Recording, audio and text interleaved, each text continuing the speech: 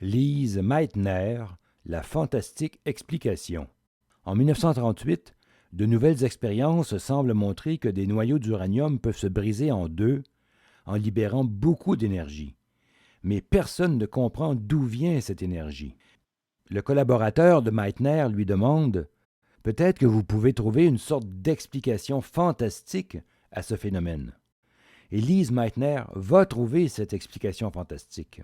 Elle réalise le calcul qui montre que de la masse a disparu et a été transformée en énergie pure par la fameuse relation E égale mc² d'Albert Einstein. Lise Meitner a découvert l'explication de la fission nucléaire, mais elle sera oubliée lors de la remise des prix Nobel. À vous de redécouvrir son fameux calcul. Émis Noether, la puissance de la symétrie. Quel est le lien entre les symétries et les lois de la physique? Ou pourquoi l'énergie est-elle conservée? Quel est le lien entre le mouvement d'une bille dans un bol, le mouvement d'une patineuse qui tourne de plus en plus vite sur elle-même, le mouvement des planètes autour du Soleil et le mouvement des étoiles autour du trou noir gigantesque au centre de notre galaxie?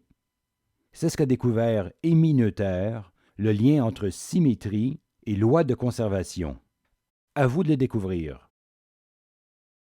Ada Lovelace, la visionnaire de l'informatique.